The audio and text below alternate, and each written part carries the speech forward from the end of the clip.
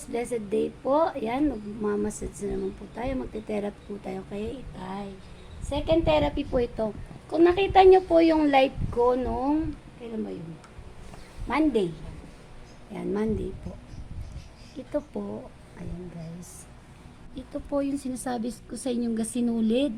Ngayon po, ayan po. Salamat sa Diyos dahil, ayan na po yung ano niya, nagpa-function na po siya at hindi na po gasinulid yung kanyang ugat. Ayan po.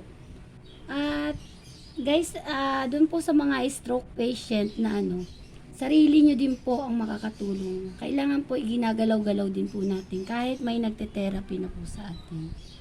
Yan guys. At ito nga po pala. Yan, second therapy po natin kay Itay. At ito po, nung tinerapy ko po ito ay magatong, manas po, as in wala po yung Kaya, tingnan nyo po dun sa sa live ko po nung Monday. Merlin Itchon, yan. Nung live, nilive ko po ito nung Monday, first therapy. At siya po ay stroke high blood. Yan si Ama. At sa mga ganito po stroke high blood, ito po, kapag ito po ay hindi na igagalaw, nakikita nyo naman po ito sa YouTube channel ko. Yan guys. Ito po ang uunahin nyo guys. Itong kanyang talampak. Ay, yan. Ito po. Yan. Higit-higitin nyo lang po yan. At ito po ay nakatulong din po kay Ama noong dahil hinihigit po nila itong mga daliri niya. Ayan. Nagigitla po siya. Kasi po may function na nga po yung putla po itong paan niya ng Yan lang po, ganyan lang po ang gagawin niyo guys. Ayan. Unti-unti po hanggang po ito po. May parang kanal po dito kada po buto po natin. Yun lang po ang gagawin niyo. At guys, papakita ko po sa inyo. Ito po ay gagalaw siya ng pusa. Kung ang stroke nyo po ay hindi po niya na yan na igagalaw, ito lang po ang pipisilin nito. By po yan? By ugat. Yan. Nakita nyo po, nagalaw po yung kanyang mga paa. At ito po, ganyanin nyo lang po siya. Dalawang kamay.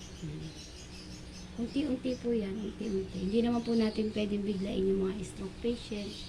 Kaya nga po may by session po yan. Ako po, profession by experience lang po. At meron din po nagturo sa akin na therapist. Ayan. At biyaya ng Lord, yung mga karunungan na bumula sa Lord, yun po yung na-i-apply natin. 22 years ko na po itong ginagawa.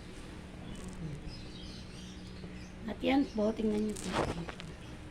Kapag nakaganito po yung paa ng pasyente, hawakan nyo po o kaya lagyan nyo po dito kasi pag hindi po ito na igagalaw, kailangan po may kalang dito. Kaya yung tuhod nyo po mismo, ganyan nyo po.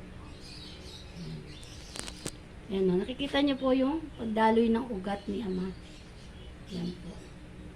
At ito po, ganito po yung ugat niya nung una ko pong therapy, papakita ko po sa inyo. Ganito po siyang kaliit. Ito po ito. Nakikita niyo po ito. Ganyan pong kaliliit yung malalaki ng ugat na ngayon. At ito po ngayon yung tatargetin po natin. At yung nerves niya po dito. Yan, para po mag-function na. Mawala na po yung malay. Ayan. Thank you guys for watching and God bless you all. Tignan niyo po. I-end ko na po yung video na ito kasi meron lang po tayo sa YouTube kung hanggang ilang minuto lang. Ayan. Papakita ko lang po sa inyo kung alin yung pipindutin natin sa kanyang tuhod. Ito po guys. Ito lang po pababa. Pero kasi wala na po yung manas kaya pababa po ang higit po natin dyan. Nakita niyo po umaangat ng pusa ang kanyang paa. Marami na po biyaya ng Lord na recovery na stroke po na minasage po natin, pinilaki. Yan.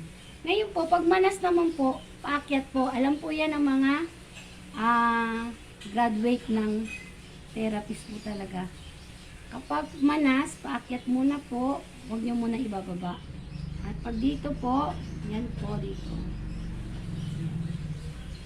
Dahil po si ama ay, yan, nakikita nyo po, nagpo-function na po yung mga ugat niya. Yan, yung kanina na gasinulid, ayan po. Ito po, pisilin nyo lang po ito. Yung parang hukay po na ganito. Yan. Pisilin nyo lang po. Kung medyo wala pa kung siya nararamdaman, okay lang. Pero pag nasasaktan na po, wag naman po masyadong ano. Ama, kaya po. Ayan, yan, nakita niyo po. Nararamdaman na po niya. Kaya alalay lang po tayo pag may pakaramdam na. Ayan, papakita ko po sa inyo kung paano po nagpa-function yung ugat niya habang pinipisil po natin. Ayan po. Dahan-dahan lang po. Paikot po. Ayan. Ayan. Yan po guys. At ito po, nakikita niyo po, bumababa na po hanggang dito.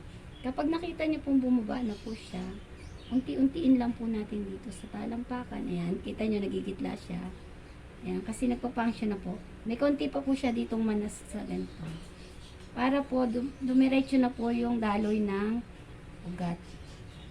Ayan guys. Salamat po sa panonood at abangan niyo po yung susunod po natin mga videos. At ito po, matutunan nyo din po ito. Biyaya lang din po talaga ng Lord. Bakit po nagagawa ko. Ayan, thank you for watching. Ayan po si Ama.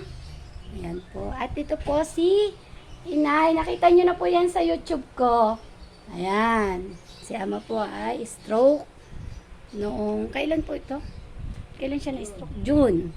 Ayan, pero dahil po magaling po siyang mag-exercise, tinutulungan din po niya yung sarili niya.